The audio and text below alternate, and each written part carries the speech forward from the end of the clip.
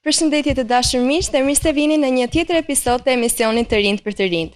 Sot do të flasim për një përfaqësim të veçantë artistik që e ka nxjerrë Korçën në skenën ndërkombëtare.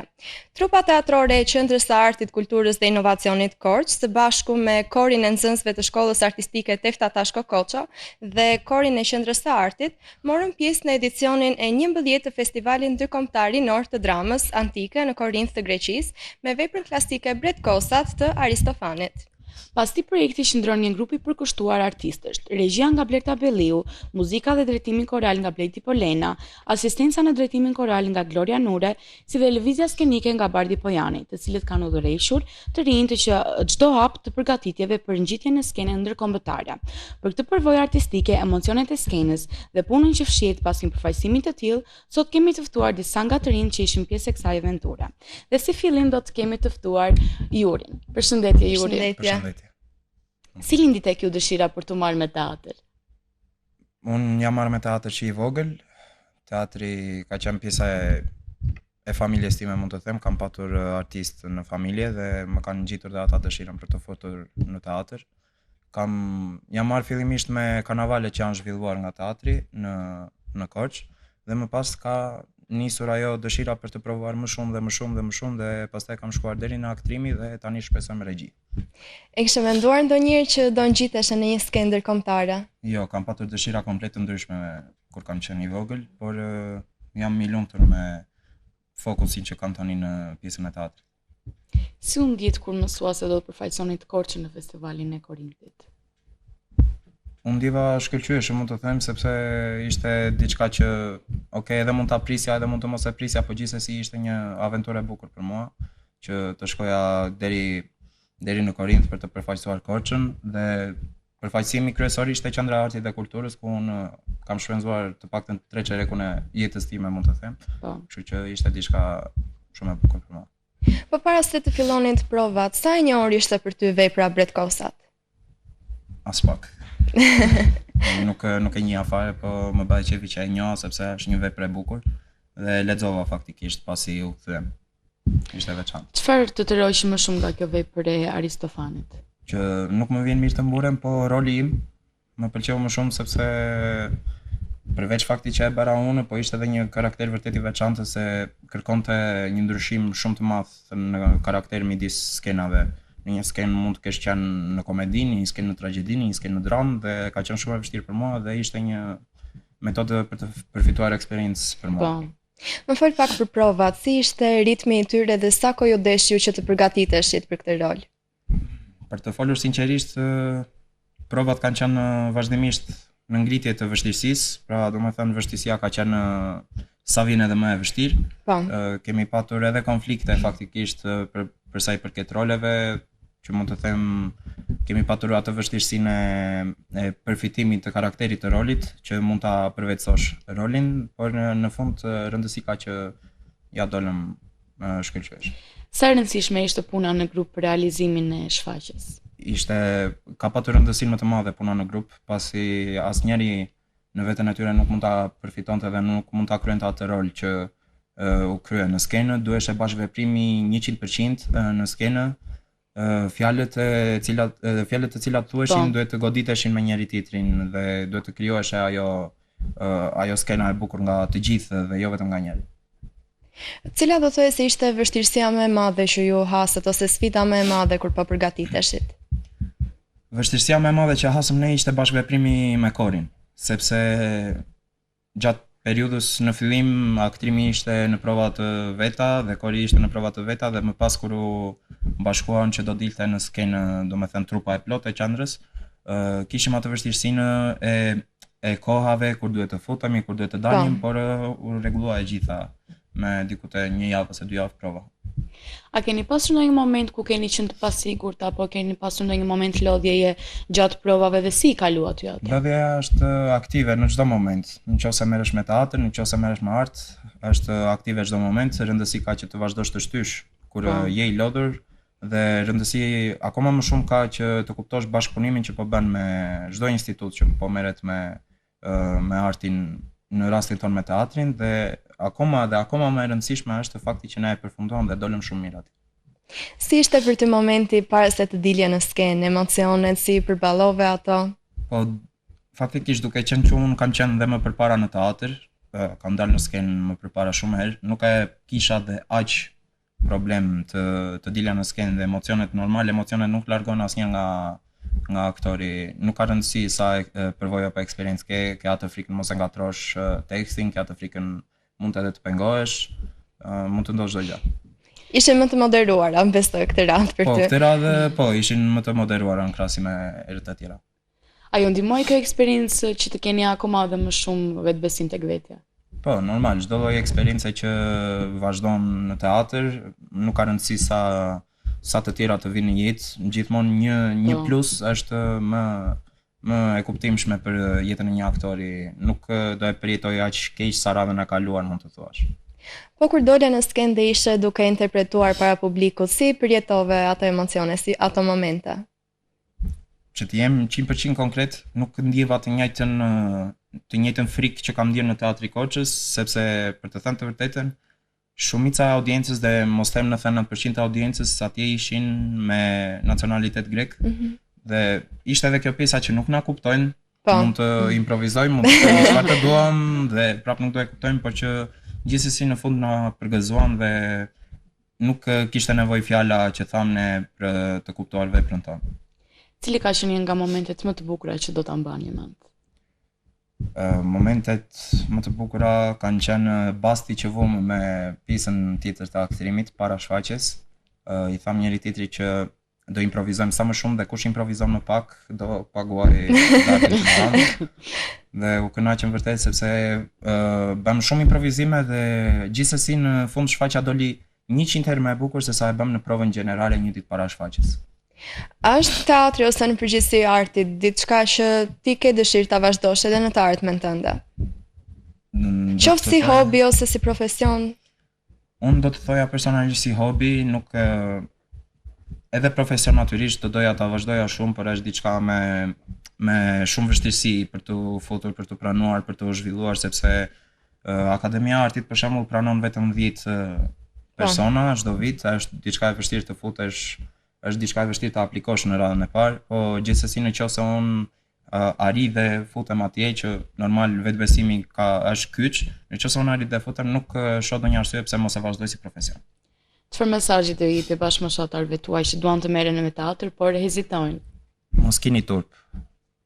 Turpi është e vetmja gjë që ju vret, nëse dini në skenë dhe keni atë hallin, mos ju tallin, mos ju përqeshin, nuk ka asnjë lloj rëndësie sepse roli jot ndaç komedi, ndaç tragjedi, çfarë do lloj gjëje është bërë për atë skenë dhe është bërë për rolin tënd dhe ti nuk duhet të kesh ndërtje fare për të shprehur karakterin tënd nëpërmjet vetes tënde. Shumë faleminderit Juri dhe të urojmë shumë suksese në vazhdim. Miqtë, do të shkëputemi për një hapësirë të vogël publicitare dhe do të rikthehemi në studio me të ftuarit e radhës.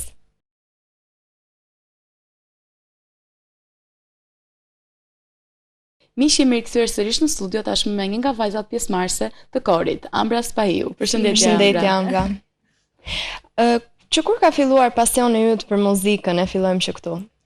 Që në moshë shumë të vogël, duke qenë se kam patur edhe familjar, babin, gjyshin, të cilët janë marrë me muzikë, gjithmonë më pëlqente shumë të ndiqja ritmin, instrumentet, të gjitha, më dukeshte si një botë tjetër, edhe gjithmonë që kur zbulova domethënë që kisha zë, ishte si një krevepër e vogël aty në mendjen time, edhe gjithmonë më ka pëlqyer shumë që ta ndiqja si gjë. Si u ndjeve kur mësova që do ishe pjesë e këtij festivali ndërkombëtar? Isha shumë e lumtur për dy arsye, domethënë që mendoj që kushdo në vendin tim kishte të njëjtat arsye. E para sepse do shkelja në një skenë tjetër përveç teatrit të Korçës, në një skenë ndërkombëtare, po. Dhe dyta sepse do ishte një farë ekskursioni me shokët, me miqtë dhe për këto dy arsye isha shumë e lumtur. Çfarë do të thotë për ty që ta përfaqësosh Korçën në një skenë aq prestigjioze sa që ishte ajo? Unë ndihem shumë e lumtur që isha pjesë, domethënë, dhe që bashkë me grupin tjetër dhe korin dhe aktorët, arritëm që të përfaqësonim Korçën edhe që të nxirnim një shfaqje aq të bukur. Si u përfshit në këtë projekt artistik me veprën Bretkosët? Mos gaboj ka qenë pjesa e Rin Show-t edhe Akt Plusit, që janë 2 programe që janë zhvilluar në Korçë, dhe atje është njohur domethënë Blerta me aktorët, edhe pastaj Kori që ishte i përzgjedhur nga Blerta që më përpara, sepse është zhvilluar dhe një aktivitet tjetër mos gaboj me Korin. Dhe kështu bashkuam të gjithë nga pak. Sa ndryshe ishte kjo eksperiencë për ty në krahasim me një aktivitet më të zakonshëm koral? Shumë ndryshe. Duke qenë se, domethënë, pjesën e Korit, unë kam marrë pjesë vetëm në shkollën nëntëvjeçare, domethënë, që bënim aktivitete të ndryshme. Edhe ndonjë shfaqje tek tuk, domethënë, jo se isha marrë shumë në pjesën e Korit. Dhe të përfaqësoja Korçën, domethënë, dhe të isha atje me Korin ishte shumë bukur. Si u përgatite muzikalisht për këtë shfaqje, për muzikën dhe këngët? Me ndihmën e profesor Bledi Polena, që e përshëndes shumë. Ai ka bërë eksperiencën tonë shumë të lehtë. Ishte shumë bukur, shkonim në prova të gjithme që e mblidheshim bashkë. Kishte ato problematikat e veta si gjithmonë, domethënë. Jo po vonesa njëra tjetra, por profesori domethënë ka bërë një punë të shkëlqyer, do të thoja.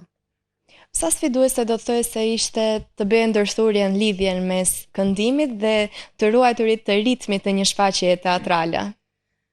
Të them të drejtën, nuk ishte dhe aq e vështirë, duke qenë se unë kam marrë pjesë edhe në shfaqje të tjera teatrale dhe isha e fokusuar vetëm tek pjesa e këngës, duke qenë se nuk isha marrë aq shumë. Kurse për pjesën skenike pastaj kam dhënë dhe shfaqje të tjera dhe nuk ishte aq e vështirë. Cila ishte pjesa më e vështirë apo më sfiduese gjatë provave? Gjatë provave. Hyrjet edhe daljet. Sepse duhet fiksonim batutat, që ta dinim kur duhet hynim, kur duhet dilnim, si do ishte koreografia, domethënë, ajo ishte pjesa më e vështirë. Pastaj që të mësonim këngët ishte për një javë, domethënë këngët ishte të mbyllura, po. Çfarë emocionesh përjetove para se të dilje në skenë? Të them të drejtën, kisha shumë emocione, duke qenë se shfaqja fillonte me ne në skenë, thjesht ishim me kuriz dhe mund të ndjej vetëm atë frymarrjen e publikut, le të themi. Dhe ishte shumë emocionuese, pastaj kur filloi kënga, u zhdukën të gjitha. Si ishte reagimi i publikut dhe çfarë ndjeni ju në atë moment? Në fillim fare të shfaqjes apo në cilin moment? Në fillim të shfaqjes. Në fillim të shfaqjes, publikun e pash domethënë që ishte shumë kurioz të shikonte shfaqjen më tej, dhe unë ndjeva shumë e lumtur që ne kishim mundësinë të përfaqësonim. Po në fund të shfaqjes. Pastaj në fund ato duar trokitjet ishin gjithçka domethënë, po. A mendon se kjo eksperiencë të ka bërë ty që të rritesh më tej artistikisht? Po, absolutisht që po, jo vetëm kjo, po çdo eksperiencë që unë kam kaluar dhe që do kaloj, do të më rrisë shumë artistikisht dhe ishte një eksperiencë që do ta mbaj mend gjatë. Për këtë jam e sigurt. Cili momenti i festivalit do të mbetet më gjatë në kujdesin tënde? Cili ishte momenti më i bukur që të kalove atje? Gjatë shfaqjes. Gjatë shfaqjes. Gjatë festivalit. Konkrete me pyetje. Nuk. Të gjitha ishin të bukura besoj. Kishte shumë momente të bukura, nuk mund të zgjedh, më sidomos kur duhet të kalonim, duke qenë se ne ishim mësuar me teatrin e Korçës, që kaloje nga mbrapa, aty duhet hyje nga poshtë, domethënë. Dhe ishte shumë, kishe frika do dilte kohë, imagjino të rrezohesh atje. Po, hajtë anëzirin shfaqen tamam pas. Hajtë dilnin vetë. Ambra, a e sheh muzikën si një pasion që ti do që ta vazhdosh edhe në të ardhmen tënde? Jo, muzikën jo, po ndoshta aktrimin, po. Pra e sheh veten të vazhdosh në rrugën e artit? Në art, po. Po jo në këngë specifikisht, këngën e kam shumë si hobi. Në këtë festival ti u morë me këngë më shumë. Po. Po në festivalet e tjera, për shembull Rin Show apo dhe festivalet e tjera që ke marrë pjesë me aktrimin, besoj. Po. Më thuaj pak eksperiencën tënde për të. Shfaqja e fundit. Ka qenë Rin Show.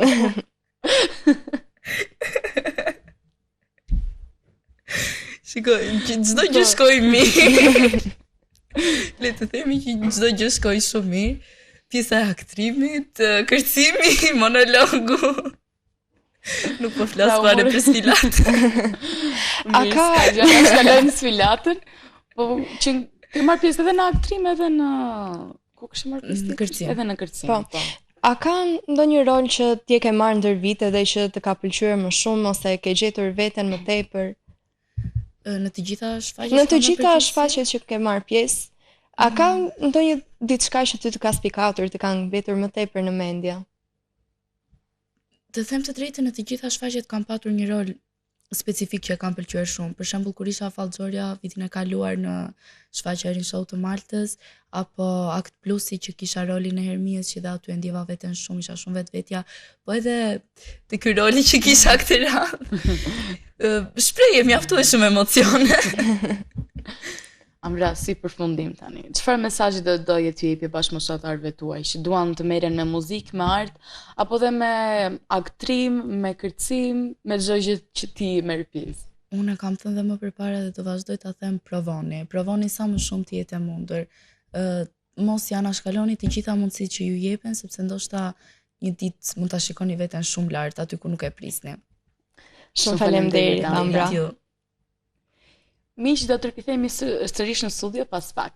Na ndiqni.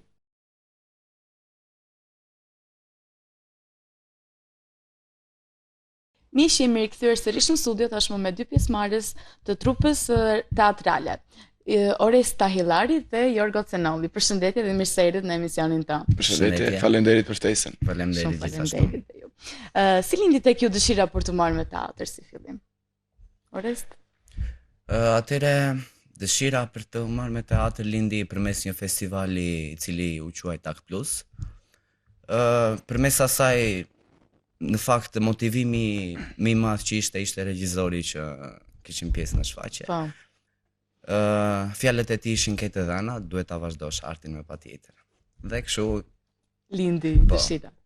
Po për ty, Jorgo? Kurse unë u mora me Rin Show kur isha vitin e 2 gjimnaz, pas Rin Show më tha profesore Blerta që do vish me mua tek ansambli Valleve, që atje më pas u hap festivali Akt Plusit që morën pjesë atje disa nxënës siç mori pjesë dhe Oresti. Pas asaj Rin Show edhe vazhduam në kjo e Korinthit që jemi sot. A kishit menduar ndonjëherë që do të ngjiteshit në një skenë ndërkombëtare? Në fakt, asnjë nuk e kisha menduar, po që ku t'ja priste mendja që do ishim këtu sot. E kuptoj. Asu nuk e prisja që do isha në kjo skenë ndërkombëtare, po. Çfarë ndit kur mësuat se do të përfaqësonit Korçën në festivalin e Korinthit? Në fakt, shumë emocione në fillim, po që gjatë provave avash, duke u miqësuar edhe me pjesën e korit, unë ndjem shumë krenar që përfaqësojmë Korçën. Unë ndjem krenar, po edhe me shumë emocione. Kishim vërtet frikë se si do e paraqisim Korçën në ai festival. Sa e njohur ishte për ju vepra Bret Kosat para se të niseshit me provat? Për mua fare, nuk është se e njëja këtë vepër. Jo. Po ti nuk e njihni fare. Çfarë i tërhoqi më shumë te kjo vepër e Aristofanit? Te kjo vepër më tërhoqi më shumë tregimi që kishte se si dy poet ngjalleshin nga vdekja e tyre për të shpëtuar teatrin nga vdekja. Gjithashtu edhe mua më pëlqeu mesazhi që kjo vepër përcjell. Dy poetë të mëdhenj që përfaqësojnë Greqinë. Roli tim ishte Eskili, i cili ringjallet nga bota e të vdekurve dhe shpëton artin në përgjithësi në botë. Jorgo, po roli tënd kush ishte? Roli tim ishte Euripidi. Isha ai që humbiste ndaj Eskilit. Në fakt ne ishim, domethënë, si ta themi, në dy luftime njëri tjetrit. Ishim në luftë se kush do ngjalleshe nga ne të dy. Sa kohë zjatën përgatitjet dhe provat dhe si ishte ritmi i provave? Përgatitjet zjatën rreth 1 muaj e gjysmë 2. Ritmi ishte sa vinte edhe më i vështirë. Edhe më i lodhshëm. Nuk ka prova pa lodhje. Patjetër. Cila ishte vështirësia apo sfida më e madhe gjatë përgatitjeve? Sfida më e madhe ishte përshtatja me korin së plus. Domethënë momentet kur duhet të hyni në skenë, se normal ka pauza dhe është e pakuptimshme. Sa e rëndësishme ishte puna në grup për realizimin e shfaqjes? Shumë e rëndësishme. Në fakt unë dhe Jorga duhet të kishim shumë kimi midis njëri tjetrit. Plastika, e kupton, duhet kishim patjetër kimi. Po për ty Jorgo sa e rëndësishme është puna? Pa punën e grupit që ishte pjesë e korit, nuk do ishte ajo shfaqje që bëm neve. Patjetër. Thjesht do ishte e pa organizuar. A keni pasur ndonjë moment konflikti mes grupit? Moment konflikti... Nuk besoj se Nuk do keni ketë patur, ja. Jo. Mund të ketë patur këshilla nga njëri tjetri, por konflikte jo. Konflikte jo. Thjesht mënyra e përvicimit të rolit, kjo ishte. Po, e kuptoj. A ka pasur momente lodhjeja apo pasigurie gjatë provave dhe si i keni kaluar jo ato? Patjetër që ka pasur momente lodhje dhe pasigurie, po që i kemi kaluar me humor, me sportivitet. Po. Ja, i kemi anashkaluar të tëra, edhe si konflikte, si lodhje, si... Imi kënaqur me pak fjalë gjatë provave. Patjetër. Si e keni përjetuar ju momentin para se deadline-it të skenit? Unë personalisht nuk është se ishte ndonjë gjë wow se për shkak edhe të audiencës nuk na kuptonte gjuhën, po që improvizime kishte. Unë kisha emocione. Ishte skena e re për mua, ishin njerëz të rinj që nuk i njihja, nuk më njihnin. Do përfaqësoja akordshën mbi të gjitha edhe do të dilje sa më mirë. Po, doja të dilje sa më mirë. Patjetër. Çfarë emocionesh përjetuat gjatë interpretimit para publikut? Po, para publikut, domethënë gjatë shfaqjes asnjë lloj emocioni, ikën të gjitha ato emocione që kisha para shfaqjes. Unë kisha thjesht emocionin mos ngatrohesha. E kuptoj. A ju ndihmoi kjo eksperiencë të fitoni akoma më shumë vetbesim? Patjetër. Normal që na ka ndihmuar shumë. Në ndihmoj shumë, plus ne jemi edhe për ta vazhduar këtë rrugë edhe pse jo një plus. Domethënë, a mendoni ta vazhdoni teatrin në të ardhmen dhe ndoshta edhe profesionalisht? Unë personalisht po, në mënyrë profesionale po. Gjithashtu dhe unë profesionalisht, në të ardhmen time dhe arti është bërë pjesë e jetës time tashmë. Gjithashtu. Cili është momenti më i bukur që do të mbani mend nga ky festival? Momenti më i bukur jashtë shfaqjes apo brenda shfaqjes? Momentin që ju konsideroni më të bukur. Ishte ajo pjesa kur tha edhe Juri pak më parë që vendosëm atë bastin, domethënë në mënyrën kush improvizon më shumë do paguaj. Do paguaj një darkë, të cilën unë e humba atë bas, por që do të jap shumë shpejt Jurit darkë. Nuk e ke dhënë akoma darkën ti? Jo. Dima, ju jeni marrë edhe me aktivitete tjera si Rin Show edhe me të tjera siç ju e përmendët. Si ka qenë eksperjenca në aktivitetet e tjera? Në Rin Show, që ishte në krahasim me këtë që bëm në Korinthia, po. Në krahasim, po. Ose dhe eksperjenca juaj si ka qenë, si jeni ndjerë, emocione keni pasur apo jo? Emocione më shumë kemi patur në kjo e Korinthit, se sa tek Rin Show apo tek Akt Plusi që kemi bërë. Unë personalisht kam pasur më shumë emocione në këto aktivitetet e tjera, për shkak se e thashe pak më parë që audienca nuk kuptonte gjuhën edhe madje edhe kemi pasur më shumë barë në këto aktivitete të tjera, unë personalisht. Më flisni pak për Rin Show-un, për momentin, për aktrimin që kishit ju atje. Unë personalisht kisha një barë shumë të madhe se duhet të lidh një shfaqjen nga fillimi deri në fund, po që ja dola me sukses. Emocionet ishin shumë të papara, sidomos para shfaqjes, po që sa olla batutën e parë, ikën të gjitha. A ishte re parë shëria aq në skenë? Po, e re parë. Jo, në fakt edhe në Akt Plusi, nga që ishte e gjitha aktrim, kemi ndenjtur, po. Po për ty, Jorgo? Për mua, thjesht një karakter i lezetshëm, le të themi, që merja këngët i bëja në poezi, recitoja, e kam shpjeguar shumë si karakter. Po që jam kënaqur shumë. Jorgo, ti merresh edhe me ansamblin. Me ansamblin, Mësoj pak për eksperiencën me ansamblin. Me ansamblin. Si ka qenë eksperienca kur ke hyrë për të parë dhe si është tani? Ka ndryshime shumë të mëdha. Fillimi i ansamblit me tani, po bëj gati një vit. Po. Mbaj mend fillimet ku thjesht ria i ndrojtur, kisha turp të hyja atje të mësoja vallet, kurse tash pa problem fare. Pa problem fare. Pa problem fare. Futem. Ore, po ti, a e ke ndërmend të futesh në ansambël? Unë në fakt e kam shumë dëshirë, po që e kam të vështirë të pjesën e kohës, për shkak se...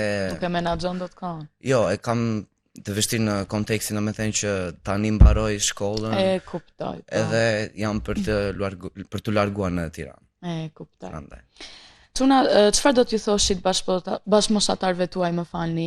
Pra, një mesazh që duan të merren me teatr apo dhe me pjesë të tjera si kërcimi, kënga, por ata hezitojnë. Thjesht talent turpi më njanë edhe mos merren fare me shoqërinë e tyre që thonë jo do të tallim, jo do... Thjesht mos e kenë atë ndrojtjen e tyre për të dalë në skenë përpara publikut. Thjesht të ndjekin zemrën e tyre, mos ndikojnë fare nga fjalët e të tjerëve, ta hedhin ndrojtjen me njanë. Vetëm të guxojnë. Shumë faleminderit që ishi sot këtu me mua dhe unë ju uroj shumë suksese dhe më tej kudo. Faleminderit juve. Faleminderit gjithashtu. Miq, kemi arritur në mbyllje të këtij emisioni. Korça vazhdon të dëshmoj se ka të rinj të talentuar, të përkushtuar dhe të aftë për të përfaqësuar me dinjitet vlerat tona kulturore dhe përtej kufitha. Përvoja në Kornith ishte jo vetëm një sukses artistik, por edhe një dëshmi se arti i të rinjve ka zë, forcë dhe potencial për të arritur sa më larg. Faleminderit që na ndoqën në emisionin tonë të ritëm të rinjt. Mirupafshim dhe shihemi në punëtantën e ardhshme.